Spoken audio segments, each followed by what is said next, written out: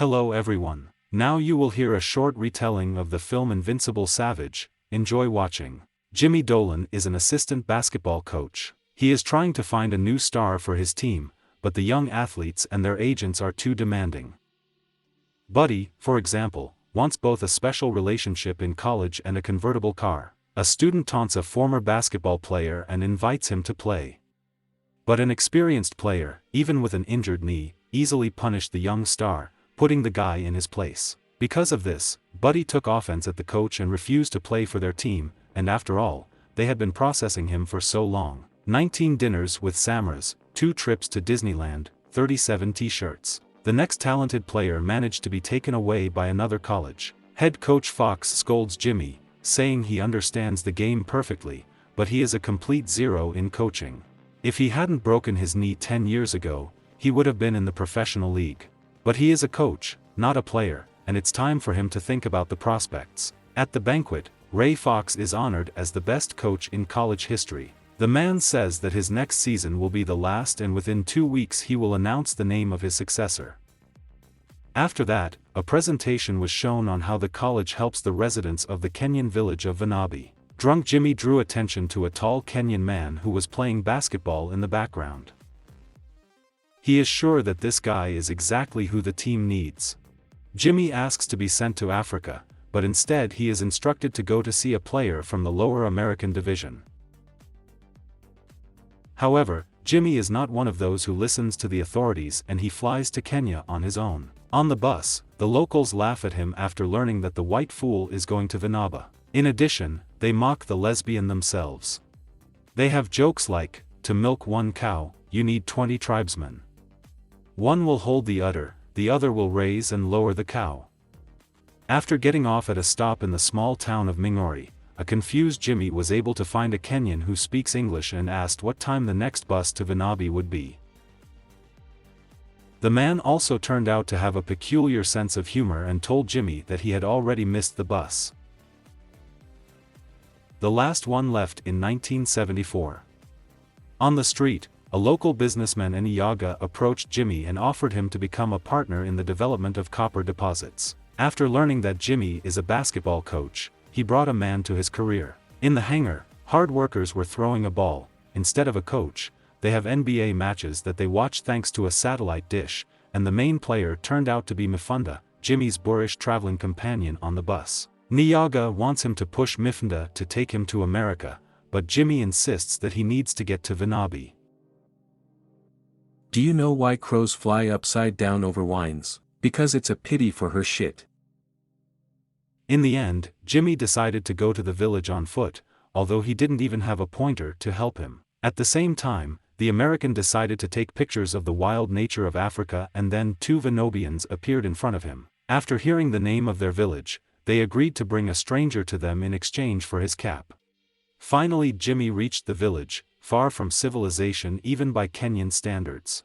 Now he needs to find Reverend Father Haru. In the church, the Holy Father was just entertaining the villagers with a game of bingo, and Hara himself is a former basketball player. He urgently needed to go to another village for mass, and he managed to tell only the name of the tall guy with the video, Sully. Immediately it turned out that his first companion speaks English and he is ready to help the American in exchange for his watch. Soon Jimmy had the opportunity to evaluate Sully's physical characteristics. The American asked to show the giant how he throws the ball. Alas, Sully threw it anywhere. He also does not know how to drive at all, the ball constantly falls out of his hands.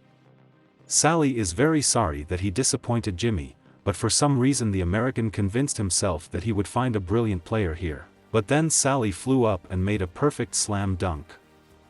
It was Sully who played a joke on the guest. In fact, he knows how to play. And he also turned out to be not as stupid as an American student and is able to deceive an experienced basketball player. Jimmy persuades Sully to go with him to the USA, where he will live like a king.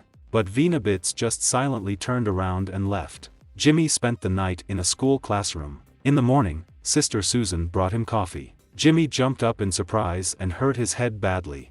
The nurse advises the coach to forget about Sully. He is the son of the chief of the Ore. That's why there are guards with him all the time.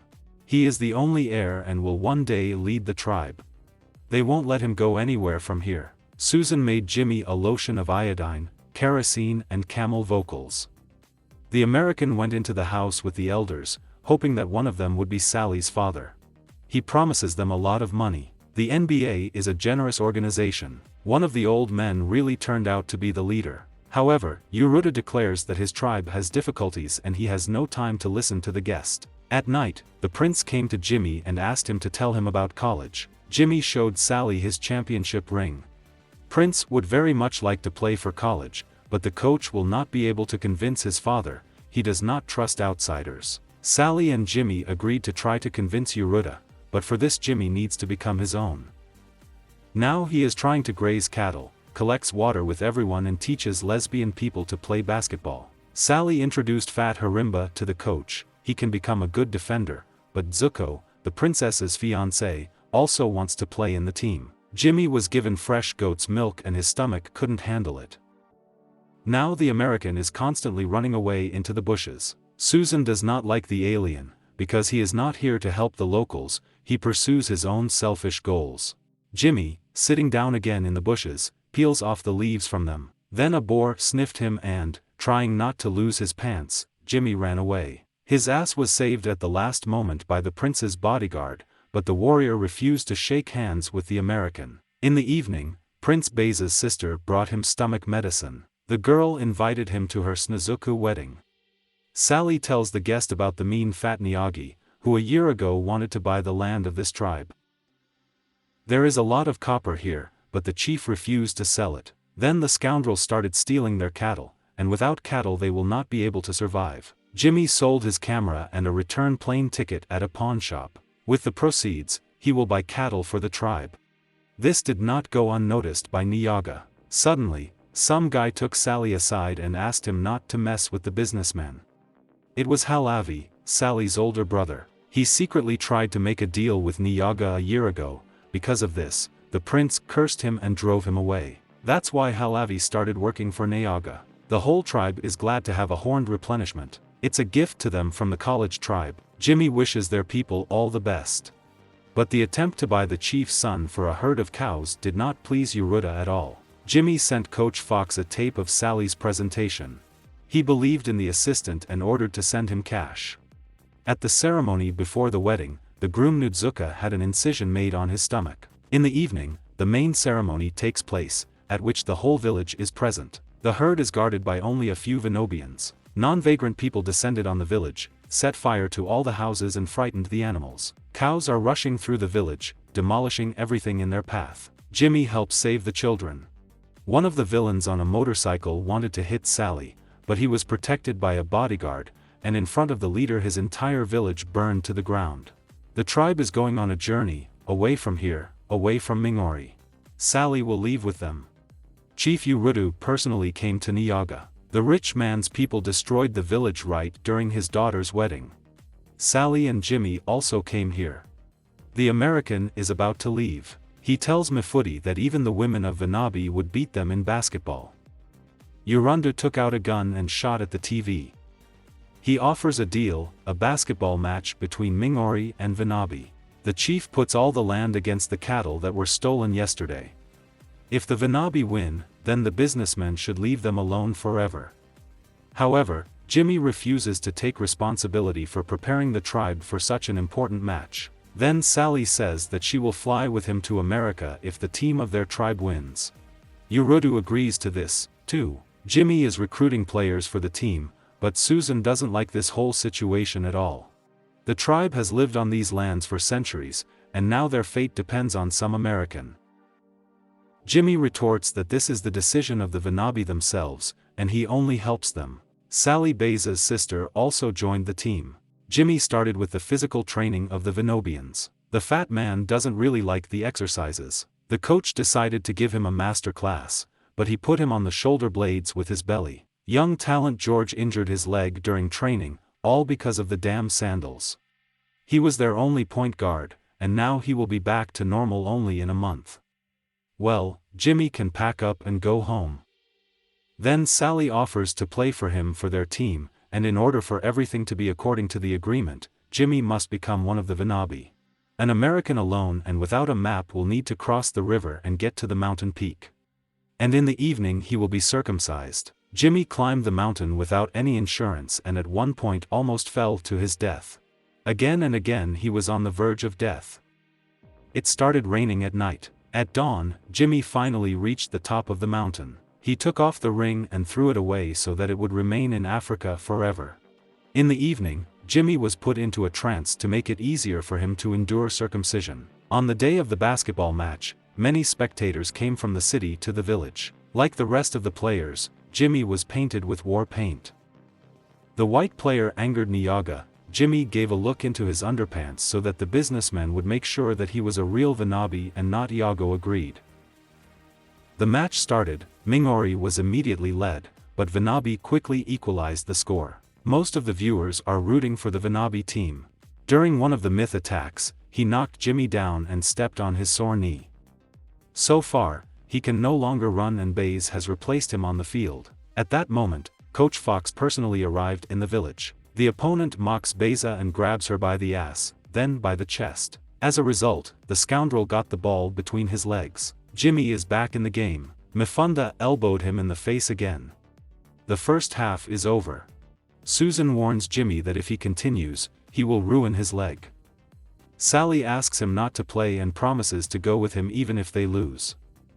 But Jimmy, on the contrary, cancels the deal. The main thing is to win today. And Sally is a free person and will do what he wants after the match.